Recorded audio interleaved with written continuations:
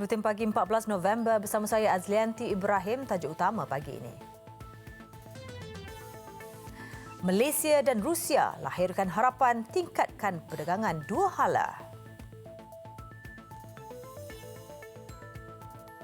Rosmah Mansor, Tengku Adnan dipanggil beri keterangan di Ibu Pejabat SPRM pagi ini.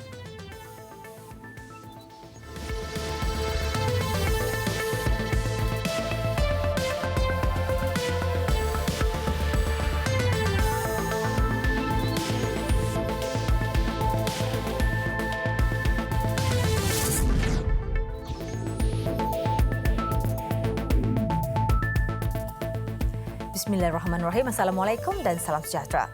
Malaysia dan Rusia melahirkan harapan untuk meningkatkan perdagangan antara kedua-dua negara. Perdana Menteri Tun Dr. Mahathir Mohamad dan Presiden Rusia Vladimir Putin malam tadi mengadakan mesyuarat dua hala di luar sidang kemuncak ASEAN ke-33 di Singapura. Turut hadir Menteri Ekonomi Datuk Seri Muhammad Azmin Ali dan Menteri Luar Datuk Saifuddin Abdullah. Menurut Tun Dr. Mahathir, mesyuarat itu menjadi platform bagi melihat hubungan dengan Rusia dan Malaysia berharap untuk meningkatkan perdagangan. Kata Tun Dr. Mahathir, perdagangan Malaysia agak baik dan boleh ditingkatkan. Menurut Perdana Menteri, Malaysia juga akan memohon bantuan Rusia bagi menyenggara pesawat yang dibeli daripada negara itu.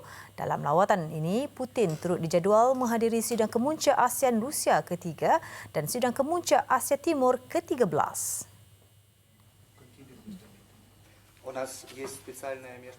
Terdahulu dalam sidang medianya, Tun Dr. Mahathir diminta mengulas kenyataan beliau Amerika Syarikat menggunakan taktik neo-penjajahan untuk menindas negara lain melalui sekatan ekonomi.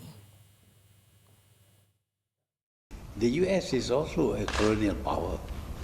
They every now and then apply sanction to countries using economics in order to force people to obey them. And sometimes even innocent countries have to pay the price because when there is sanction, we cannot trade with our normal partners. Dalam ucapannya di Sidang Kemuncak Perniagaan dan Pelaburan ASEAN 2018, sempena Sidang Kemuncak ASEAN 2018 di Singapura, Tun Dr. Mahathir mahu negara-negara di rantau ini tidak menerima apa-apa jua perjanjian perdagangan yang tidak adil.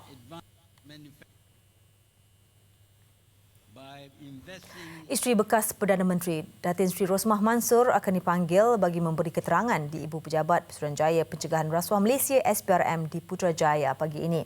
Turut dipanggil ialah bekas pegawai khasnya Datuk Rizal Mansor. Kedua-dua mereka diarah hadir ke Pejabat SPRM pada 9.30 pagi ini bagi membantu kes penyelewengan membabitkan projek pembekalan dan pemasangan tenaga solar di sekolah-sekolah di Sarawak. Pada awal Jun, sebuah portal melaporkan kemungkinan wujud penyelewengan dalam pemberian kontrak projek hybrid solar bernilai RM2.5 bilion di Sarawak yang didakwa diberikan melalui penganugerahan kontrak secara terus di bawah arahan seorang bekas pemimpin tertinggi negara. Pemimpin berkenaan turut didakwa mengarahkan Kementerian Pendidikan pada Januari tahun lalu agar melantik sebuah syarikat perniagaan kereta sewa di Bintulu bagi projek hybrid solar untuk 369 sekolah pedalaman di Sarawak. Manakala pada jam 2 petang nanti, bekas Menteri Wilayah Persekutuan Datuk Seri Tengku Adnan Tengku Mansor akan dipanggil bagi memberi keterangan di Ibu Pejabat SPRM. Datuk Seri Tengku Adnan atau lebih dikenali dengan panggilan Kunan dipanggil bagi membantu siasatan kes 97 transaksi meragukan membabitkan Dewan Bandaraya Kuala Lumpur seluas lebih 273 hektar bernilai RM5.63 bilion semasa beliau menjadi Menteri Wilayah Persekutuan.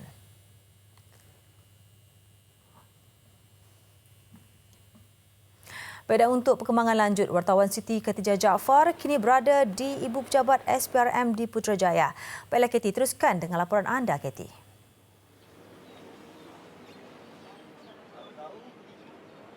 Ya benar, pagi ini isteri bekas Perdana Menteri Datin Sri Rosmah Mansor akan hadir ke Ibu Pejabat di SPRM Putrajaya ini bagi memberi keterangan di sini. Bagaimanapun sumber SPRM memberitahu bekas pegawai khasnya iaitu Datuk Rizal Mansor tidak dipanggil hari ini seperti yang disiarkan kebanyakan media semalam.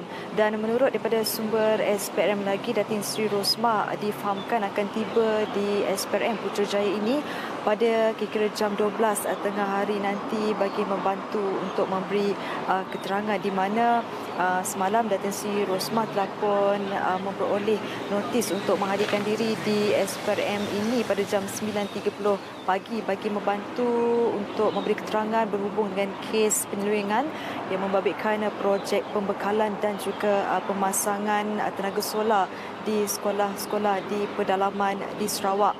Pada awal Jun lalu, sebuah laman web melaporkan kemungkinan wujudnya penyelewengan dalam pemberian kontrak projek hybrid solar bernilai 2.5 bilion ringgit di Sarawak yang didakwa diberikan melalui penganugerahan kontrak secara terus di bawah arahan seorang bekas pemimpin tertinggi negara, yang mana pemimpin berkenaan juga turut didakwa mengarahkan Kementerian Pendidikan pada Januari tahun lalu agar melantik sebuah syarikat perniagaan kereta sewa di Bintulu bagi projek hybrid solar untuk 369 buah sekolah pedalaman di Sarawak. Dan sumber itu juga berkata pada petang ini dalam jam 2 petang juga turut akan hadir dipanggil memberi keterangan di sini adalah bekas Menteri Wilayah Persekutuan iaitu Datuk Seri Tengku Adnan Tengku Mansor, di mana beliau difahamkan akan memberi keterangan bagi membantu siasatan berhubung dengan kes 97 transaksi meragukan yang membabitkan penjualan tanah di BKL seluas lebih 273 hektar yang bernilai dianggarkan 5.63 bilion ringgit semasa memegang jawatan sebagai Menteri Wilayah Persekutuan. Dan ketika ini pihak media masih lagi tidak dibenarkan untuk masuk ke dalam, dan mungkin selepas ini akan dibenarkan masuk untuk membuat liputan. Itu sahaja dulu laporan yang dapat saya bawakan dari SPRM Putrajaya. Wartawan Siti Khatijah Jaafar langsung daripada Putrajaya. Kita ke laporan berikutnya.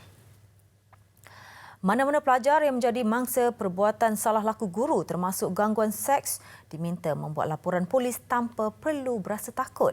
Menteri Pendidikan Dr. Mazli Malik berkata pihaknya memberi jaminan bahawa identiti mangsa akan dilindungi supaya dapat mengheret pelaku ke muka pengadilan.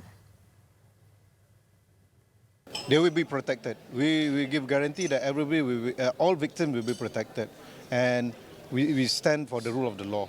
And we want more people, more victims to come forward to lodge report and not to be afraid. Justice is with them. Kata Dr. Mazli, pihaknya tidak akan bertoleransi terhadap pelaku. Sekolah perlu dijadikan tempat paling selamat dan menggembirakan bagi guru dan juga pelajar, bukan sebaliknya. Dr. Mazli diminta mengulas mengenai isu salah laku guru yang dimaklumkan Ketua Putrajaya SPRM, Datuk Seri Muhammad Syukri Abdul berlaku di sekolah yang mana ada guru meminta balasan seks terhadap pelajarnya sekiranya mahu lulus periksa. Bagaimanapun, pelajar berkenaan dilaporkan enggan membuat laporan polis kerana bimbang identiti dirinya diketahui umum.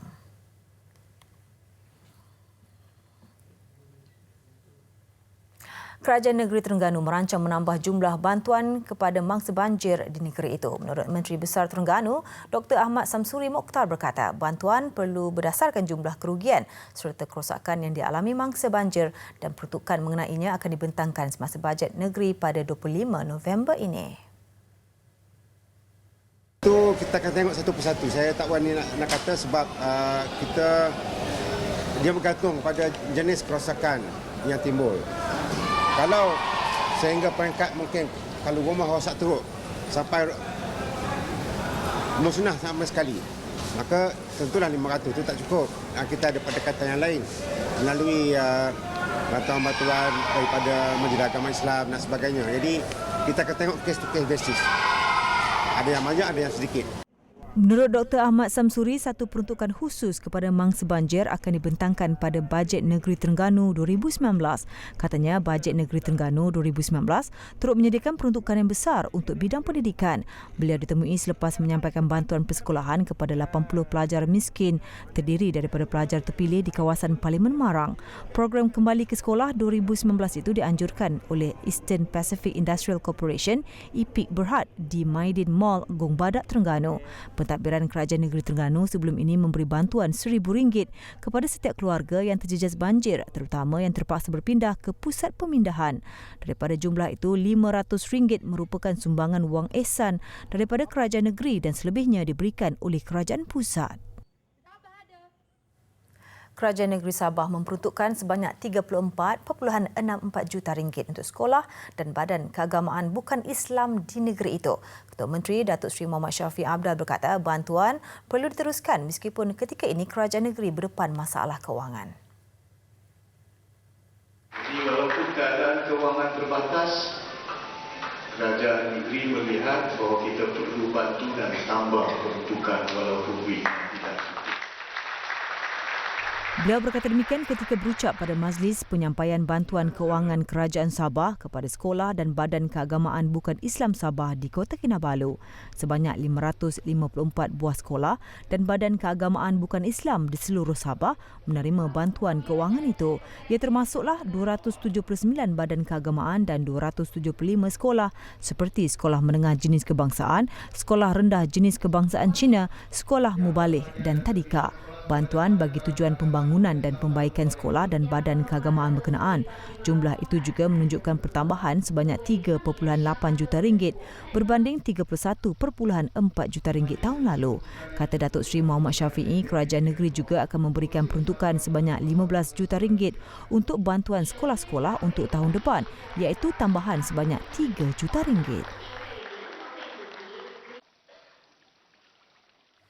Jawatankuasa Kira-kira Wang Negara PAC menangguhkan penyiasatannya ke atas skandal syarikat One Malaysia Development Berhad 1MDB. Ujar pengurusinya, Datuk Seri Ronald Candy, keputusan itu diambil memandangkan kes berkenaan masih dalam proses mahkamah. Ahli Parlimen Beluran itu berkata beliau sudah memaklumkan kepada Yang di-Pertua Dewan Rakyat Datuk Muhammad Arif Mat Yusof mengenai keputusan itu. Prosiding berkaitan 1MDB membabitkan bekas Ketua Audit Negara Tan Sri Amrin Buang sepatutnya bermula pada 29 Oktober lalu namun ditangguhkan atas nasihat Jabatan Peguam Negara.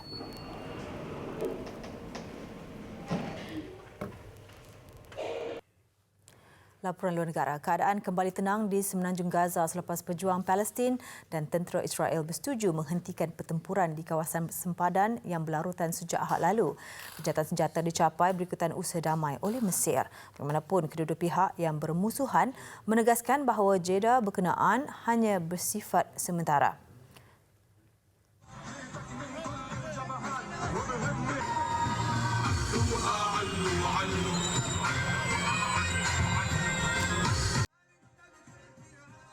Pertempuran dihentikan pada jam 5 petang waktu tempatan semalam. Pengumuman gencatan senjata itu disambut baik oleh penduduk semenanjung Gaza. Semalam, pejuang Palestin melancarkan serangan roket dan mortar secara besar-besaran di seluruh selatan Israel yang disusuli serangan balas oleh jet pejuang Israel. Pejuang Palestin bertindak selepas pembunuhan 6 pejuangnya dalam serangan hendap yang diatur oleh tentera Zionis pada Ahad lalu. Serangan balas oleh tentera rejim Israel meragut 7 nyawa, 5 daripada mangsa terdiri daripada pejuang Palestin. Selain itu, beberapa bangunan milik kumpulan Hamas turut musnah.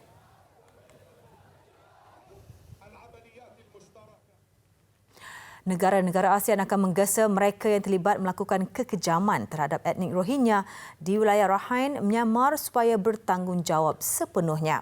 Menurut satu kenyataan yang disediakan untuk sidang kemuncak serantau ASEAN, keadaan di Rakhine merupakan perkara yang bakal mendapat perhatian utama. Ini juga menunjukkan pendirian tegas kesatuan tersebut. Draft kenyataan pengerusi itu yang ditinjau oleh Reuters bagaimanapun mungkin berubah sebelum disampaikan oleh Tuan Rumah Perdana Menteri Singapura Lee Hsien Loong pada penutupan pertemuan pemimpin-pemimpin ASEAN lewat malam tadi. Kerajaan Singapura tidak memberi komen mengenai draft kenyataan itu.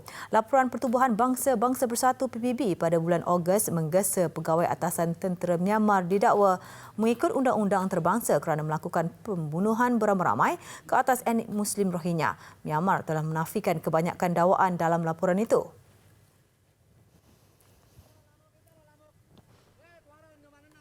Rundingan Brexit antara United Kingdom dan Kesatuan Eropah memasuki fasa akhir. Meskipun perdebatan hangat berlangsung, Perdana Menteri Britain Theresa May percaya hasil perbincangan yang diadakan di Brussels itu menunjukkan kedua pihak optimis untuk mencapai persetujuan dalam perundingan tersebut. Memetik laporan BBC, bagaimanapun tiada perjanjian dicapai susulan pertemuan itu. Isu sempadan Ireland Selatan masih menjadi isu utama yang perlu diselesaikan. Difahamkan May akan mengumumkan perkembangan terbaru itu kepada jemaah kabinet dalam satu mesyuarat di Downing Street, London dalam masa terdekat.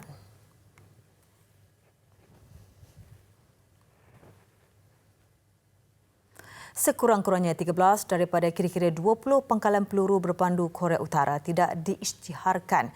Keadaan itu memberi cabaran kepada perunding dari Amerika Syarikat untuk memujuk Pyongyang melucutkan senjata nuklearnya.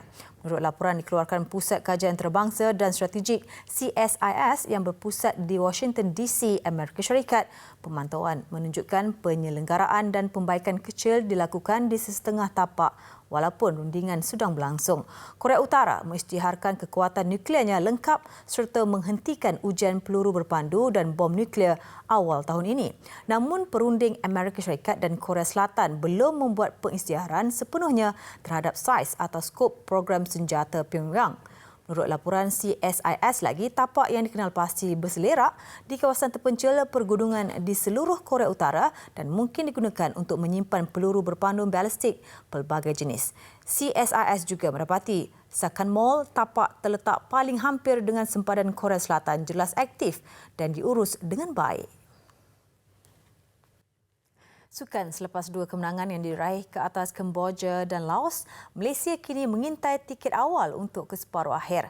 Namun, lawan yang menanti bukan calang-calang antara pasukan pilihan pada kempen kali ini iaitu Vietnam. Dan misi skuad negara tanpa sukar memandangkan aksi ketiga peringkat kumpulan akan berlangsung di tempat lawan. Skuad Harimau Malaya dijangka berlepas ke Hanoi menerusi penerbangan jam 12.05 tengah hari nanti sebelum bertemu tuan rumah Vietnam Jumaat nanti. Memang jika dilihat berdasarkan ranking dunia, Vietnam merupakan pasukan terbaik Asia Tenggara menduduki tempat ke-102 dunia berbanding Malaysia di tangga ke-169 dunia. Apapun selepas dua kemenangan yang dirakam anak buah Tan Cheng Ho, kemenangan ke atas Vietnam bukan misi mustahil. Memang kita mengharapkan kali ini pertemuan kita dengan Vietnam membawa rezeki untuk kita, tapi bukan mudah. Macam saya cakap, bukan mudah untuk kita sebab kita bermain dekat Vietnam. Kita tahu kualiti Vietnam macam mana, dan untuk game Vietnam kali ini kita perlu effort yang lebih dan fokus yang lebih, semangat yang lebih untuk kita mengatasi Vietnam di halaman. Berdasarkan kutipan mata setakat ini, Malaysia unggul dengan 6 mata penuh selepas memenangi dua perlawanan awal ke atas Kemboja dan Laos.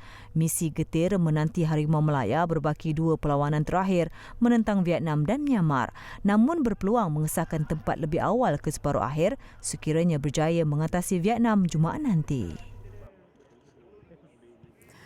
Dua naib Presiden Persatuan Bola Sepak Selangor FAS yang dipilih menerusi Kongres Luar Biasa EGM minggu lalu menyerahkan laporan mesyuarat itu kepada Pesuruhjaya Sukan Datuk Zaitun Uthman semalam. Mereka berharap Pesuruhjaya Sukan dapat membuat pertimbangan dan meneliti hasil laporan mesyuarat itu bagi menyelesaikan kemelut yang sedang melanda FAS. Dalam EGM yang diadakan Khamis lalu, sebulat suara melantik semula Raja Muda Selangor, Tengku Amir Shah Sultan Sarafuddin Idris Shah sebagai Presiden FAS bagi penggal 2018-2022. Kongres yang disertai 52 daripada 96 ahli gabungan FAS itu turut sebulat suara memilih barisan baru Jawatankuasa Eksekutif Exco yang mengandungi seorang timbalan Presiden, 4 naib Presiden dan 13 ahli Exco. Mereka ialah Datuk Muhammad Nasir Hamzah sebagai timbalan Presiden, sementara Datuk Arifin Hamid, Omar Ali, Hamdan Hashim dan Roslin Sharif pula dipilih sebagai 4 naib Presiden. Kita bagi masa dekat Datuk Zaitun untuk mengkaji dan menilai. Dan kita tunggu apa keputusan beliau. Apa saja keputusan beliau, kita akur.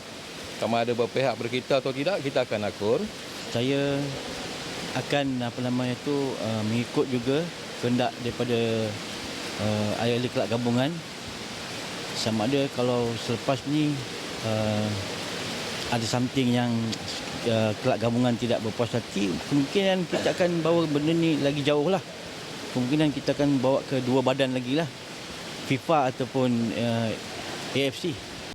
Bagaimanapun, 2 hari kemudian Tengku Amir Shah Idris murka dengan tindakan sekumpulan Exco yang mengadakan kongres luar biasa berkenaan. Baginda menegaskan kongres berkenaan sebagai tidak sah dan tidak mengikut prosedur yang betul selain ditolak oleh baginda sendiri dan persatuan.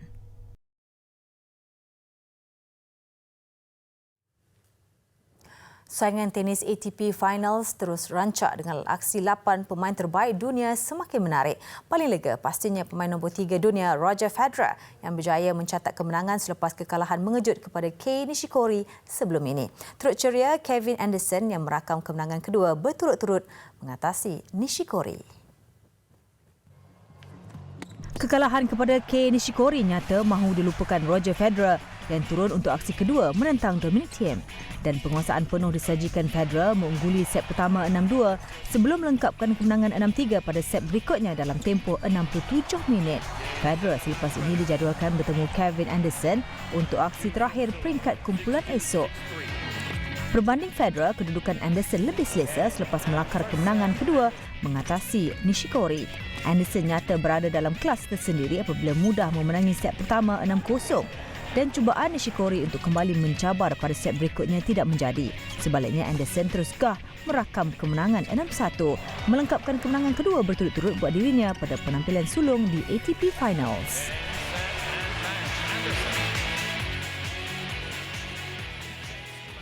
Sekian buat waktu ini. Jangan lupa subscribe YouTube Bulletin TV3 untuk lebih banyak klip berita dan laporan langsung. Bulletin pagi kami akhiri dengan visual kebakaran hutan terburuk di California, Amerika Syarikat yang sehingga kini telah meragut lebih 42 nyawa. Dengan itu, Assalamualaikum dan salam hormat.